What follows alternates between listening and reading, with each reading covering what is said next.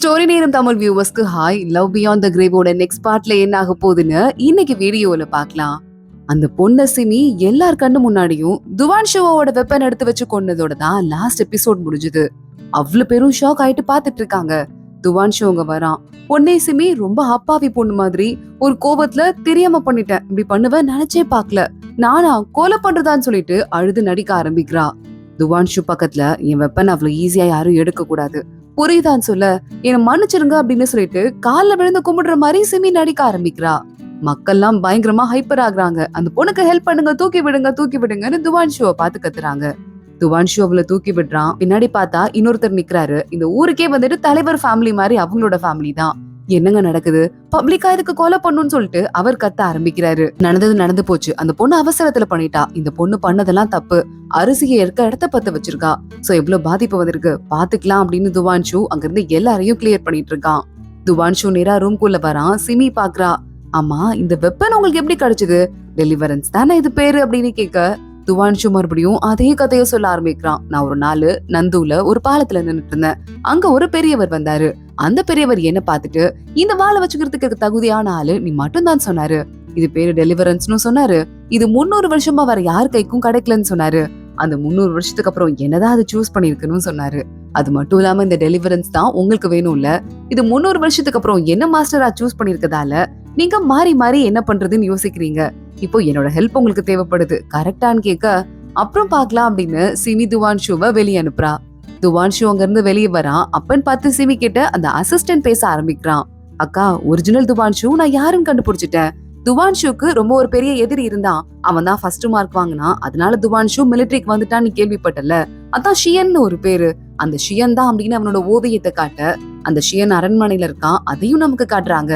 துவான்ஷுக்கு போனதுல எக்கச்சக்கமா வந்துட்டு உமி தானே போச்சு, ஹஸ்க மட்டும் தான் போச்சு, நெல்லு போகல.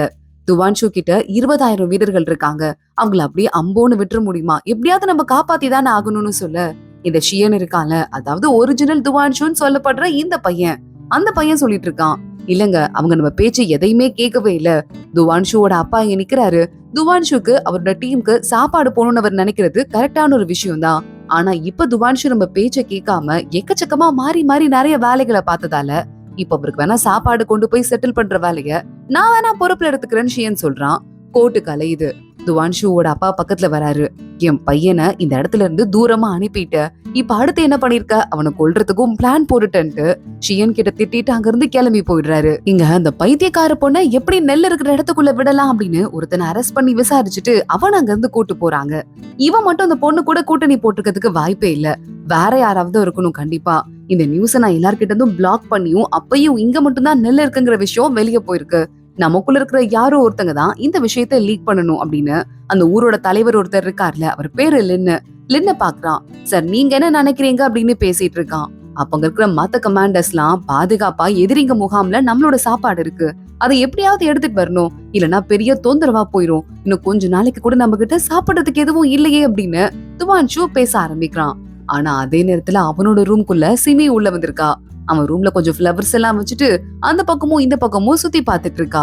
துவான்ஷு, நீயே ஒரு ஃபேக்கான ஆளு, ஆனா இங்க இவ்வளவு வேகமா சண்டை போட்டுட்டு இருக்க, மக்களை காப்பாத்துறதுக்கு ட்ரை பண்ணிட்டு இருக்க, உண்மையாவே நீ இந்த ஊரோட ஆளா இல்ல எதிரி முகாமோட ஆளா, எதுக்காக இங்க வந்திருக்க அப்படின்னு யோசிச்சு பாத்துட்டு இருக்கும் போதே அவன் அவனோட காம்பவுண்ட்குள்ள வரான். இந்த லிங்க இருக்கான்ல, அந்த பையன் வெளியவே வெயிட் பண்ணிட்டு இருக்கான்.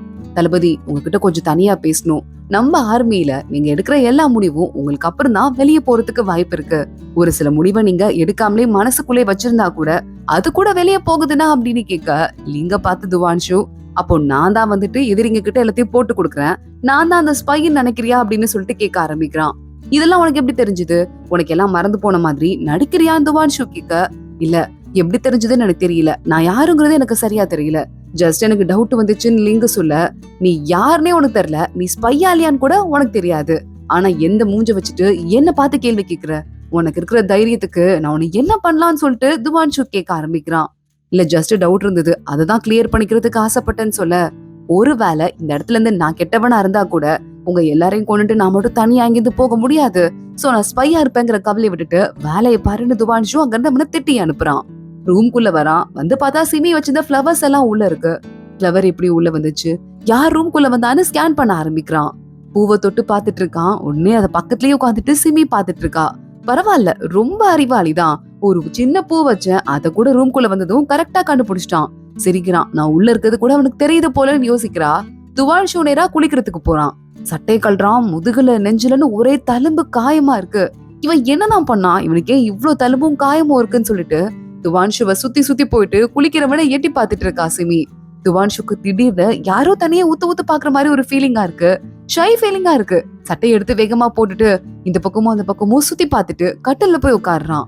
ஆனா சிமி பக்கத்துலயே கட்டில தான் உட்கார்ந்துட்டு இருக்கா. துவான்ஷு யாரோ இருக்க மாதிரி இருக்கேன்னு நினைக்கும் போதே வேணுடைய சுமி அவன் மேல ஊதி விட்டுட்டு இருக்கா. சில்லுன்னு காத்து அவன் மேல படுது. இதெல்லாம் சரிப்பட்டு வராதுன்னு இழுத்து போத்திட்டு அங்கேயும் இங்கேயும் சுத்தி பாத்துட்டு இருக்கவன் அப்புறம் சிமி ஒரு கடத்துல கிளம்பி அங்கிருந்து போகவே செஞ்சிட்றா. ஆனா துவான்ஷுக்கு அந்த ஃபீலிங் மட்டும் போகவே இல்ல. படுத்துட்டு தூங்குற மாதிரி பண்ணா கூட கொட்ட நைட்டு ஃபுல்லா முடிஞ்சிட்டு இருக்கான் யாரோ ரூம்குள்ள இருக்காங்களேன்னு. அடுத்த நாள் காலையில தூங்கு மூஞ்சோட அப்படியே எஞ்சி துவான்ஷு மத்த தளபதிய பாக்குறதுக்கு போறான். தம்பி, உனக்கு இன்னும் சின்ன வயசு தான்ப்பா.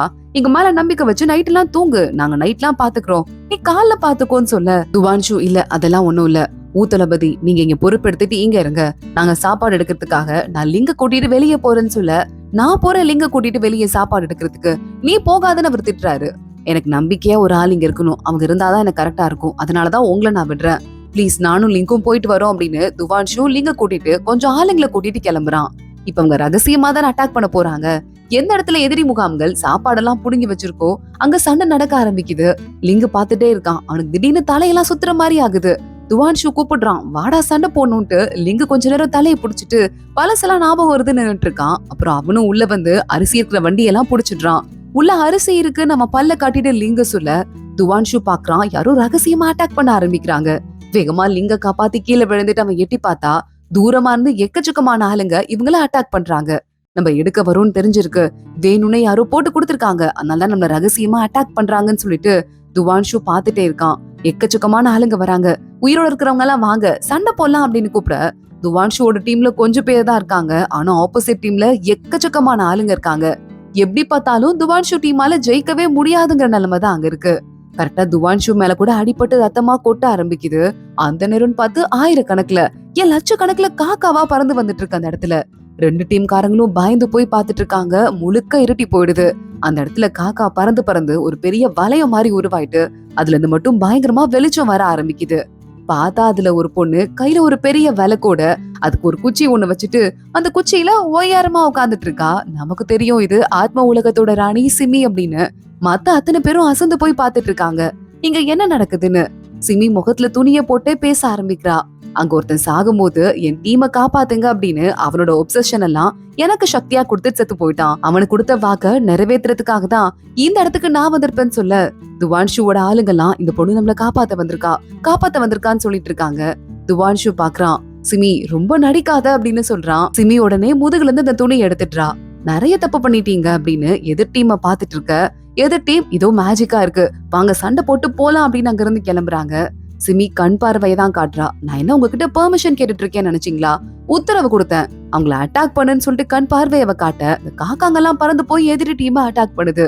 எதிரி டீம் பதறிட்டு அங்க இருந்து கிளம்பி போயிடுறாங்க. அவங்க ஓடுற அந்த நேரத்துல சிமி அத்தனையுமே நிறுத்தி வச்சிடுறா துவான்ஷுவை தவிர. எல்லாமே அசையாம நிக்கும் போது துவான்ஷு நேரா சிமி கிட்ட வந்துடுறான். நீ யாருன்னு இப்பயாவது நான் தெரிஞ்சுக்கலாமா? என்னோட பேரு துவான்ஷு அப்படின்னு சொல்லிட்டு அவன் சொல்ல ஆரம்பிக்க சிமி சொல்றா, இன்னுமா என்ன பத்தி தெரியல? காலையில ஆச்சுன்னா நான் வந்துட்டு ஆத்மா உலகத்துல இருக்கிற ஆத்மாக்களை இந்த கையில விளக்கு புடிச்சிட்டு பத்திரமா உலகத்துக்கு கூட்டு வருவேன். நைட் ஆனிச்சுன்னா அதே விளக்கை யூஸ் பண்ணி மனுஷங்களை பத்திரமா இங்கிருந்து கூட்டு போற வேலையை பாக்குறேன். என்னோட பேர் சிமி, நான் இது ஆத்ம உலகத்தோட மகாராணி அப்படின்னு சொல்ல ஆரம்பிக்க ஆத்ம உலகம் ஒண்ணு இருக்கு, அங்க ஒரு பெரிய மரம் இருக்கு, அதுக்கடியில ஆத்மாக்கள் சேரும்னு எத்தனையோ தடவை நான் கதையில படிச்சிருக்கேன். ஆனா வெறும் கதைன்னு மட்டும் நினைச்சிட்டேன். ஆனா இதெல்லாம் உண்மைங்கிறத நான் என்னைக்குமே யோசிச்சு பார்த்ததில்ல. உங்களை பார்த்ததுல ரொம்ப சந்தோஷம்னு சொல்லிட்டு துவான்ஷு சொல்றான்.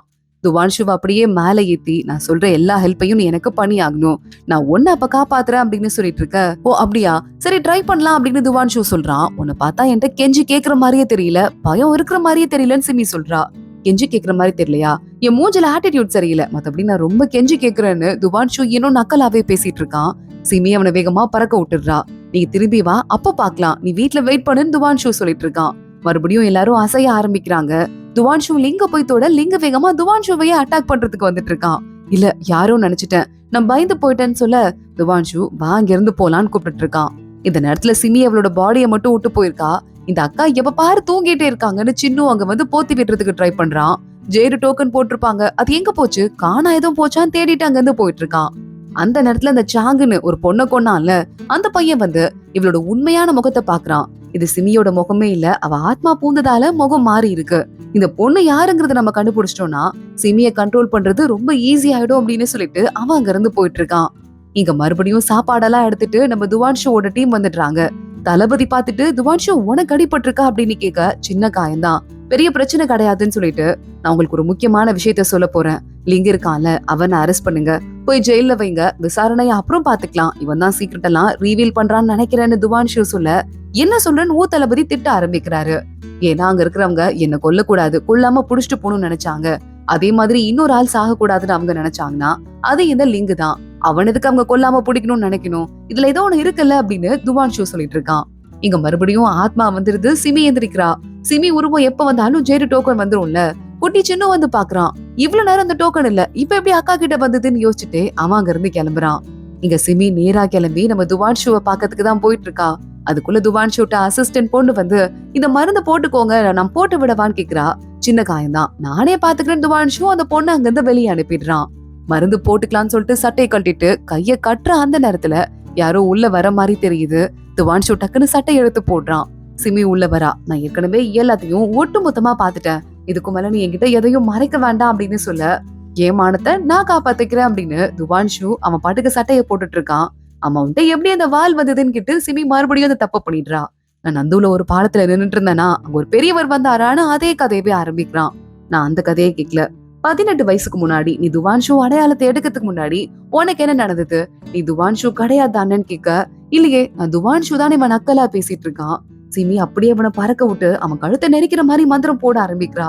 துவான்ஷு கழுத்தை புடிச்சிட்டு நீங்க எத்தனை தடவை கேட்டாலும் எவ்வளவு கொடுமைப்படுத்தி கேட்டாலும் என்னோட பேரு துவான்ஷு தான், அது என்னால மாத்திக்க முடியாது, நான் என்ன பண்றது, அது மட்டும் இல்லாம நீங்க என்ன கொல்லாதீங்க, என் ஸ்கல்லு தானே உங்களுக்கு ரொம்ப பிடிச்சிருக்கு, எனக்கு ஒரு கொஞ்சம் வயசு ஆனதுக்கு அப்புறமா என் ஸ்கல் இன்னும் சூப்பர் ஸ்ட்ராங்கா அழகா மாறிடும், அப்ப வேற அதை எடுத்துக்கோங்க அப்படின்னு சொல்லிக்கிட்டு இருக்கான்.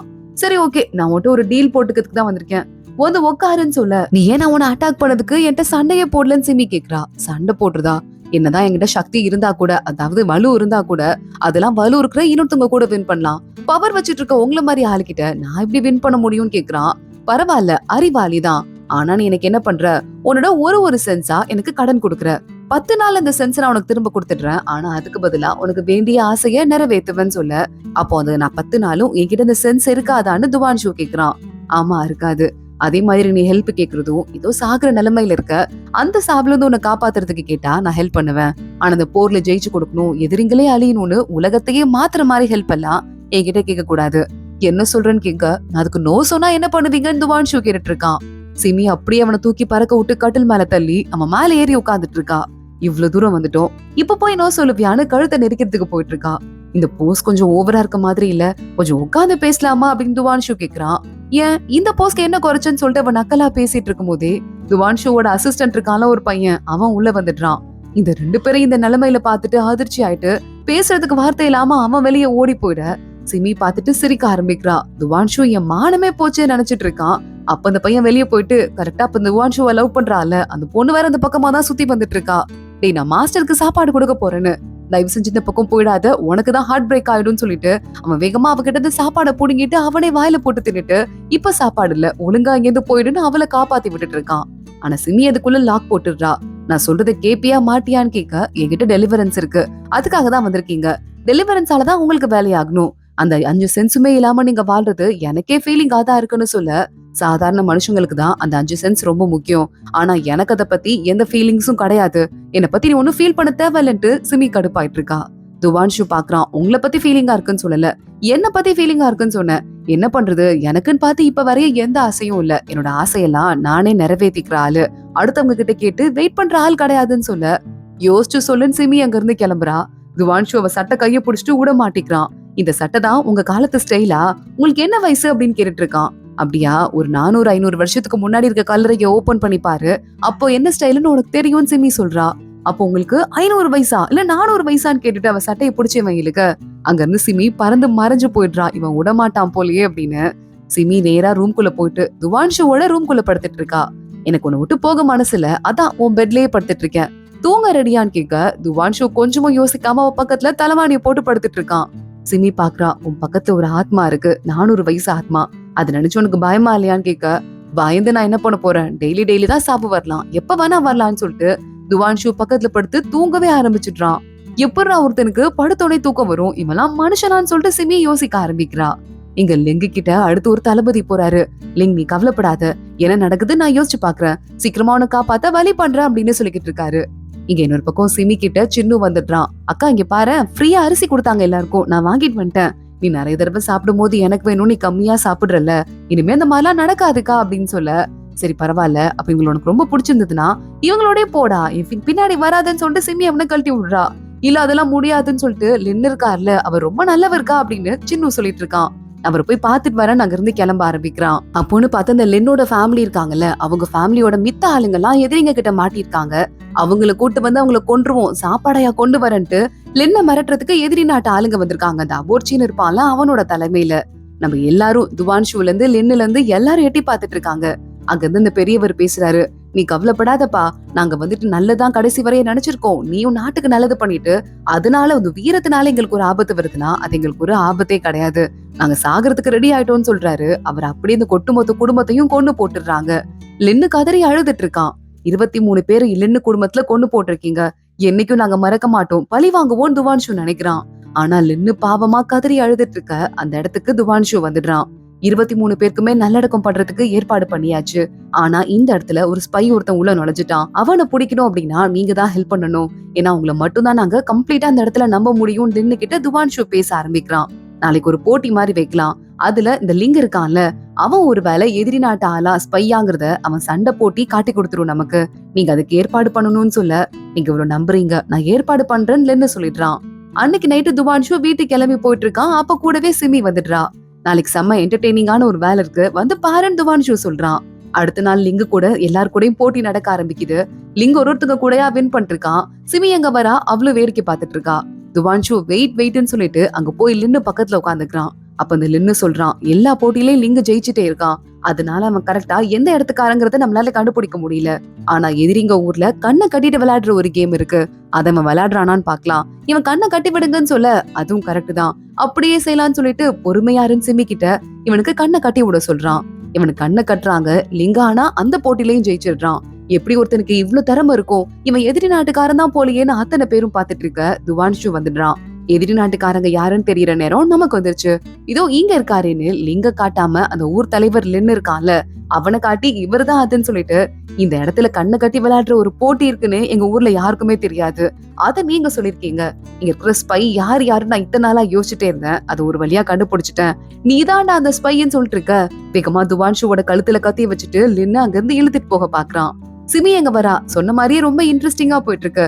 இப்ப பாருங்க, ஒரு முக்கியமான ஆள் வர போறாங்கன்னு சொல்ல, அங்க பார்த்தா உண்மையான லின்னு இருக்கான்ல, அவனை புடிச்சு ஜெயில கட்டி வச்சிட்டு இருக்காங்க. குட்டி பையன் சின்னு இருக்கான்ல, அவன் அந்த லின்னு பின்னாடியே போய் பாக்குறான். அப்படின்னு பாக்கும்போது ஒரு குகை வழியா அந்த ஆள் உள்ள போயிட்டு உண்மையான லின்னு பாத்திருக்கான். அத அவன் கண்டுபிடிச்சிருக்கான். இதான் மேட்ரா அப்படின்னு சொல்லிட்டு வேகமா சின்னு அங்க வந்து உண்மையான லின்னு பத்தின விஷயத்த சிமி கிட்ட சொல்ல, சிமி கூட்டு வந்திருக்கா. இந்த லின்னா இங்க நடிக்கிறவன் உண்மையாவே எதிரி நாட்டுக்காரன் தான் போல. அவன் லிங்க பார்த்து, என்னடா இது, நான் என் மாஸ்டரோட 15வது ஸ்டூடெண்ட் லிங், நீ 17வது ஸ்டூடெண்ட், மாஸ்டருக்கு நீ சின்ன வயசுல ரொம்ப முக்கியமான ஆளா இருந்த, எல்லாத்தையும் மறந்துட்டியா, மறந்து போன ஒரு காரணத்தினால உன்னை மன்னிக்கிறேன்னு சொல்ல, நான் என்னைக்குமே என் நாட்டுக்கு தான் உண்மையா இருப்பேன்னு லிங்க சொல்ல ஆரம்பிக்கிறான். அதாவது இந்த நாட்டுக்கு. இங்க இன்னொரு பக்கம் அங்க வேகமா துவான்ஷு கழுத்துல கத்தி வச்சுட்டே லின் அங்க இருந்து கூட்டு போயிட்டே இருக்க, நம்ம சிமிய பார்த்து துவான்ஷு சிரிச்சுட்டே பின்னாடி போயிட்டு இருக்கான். சிமியும் சிரிக்கிறா. அதோட தான் இன்னைக்கு எபிசோட் முடியுது.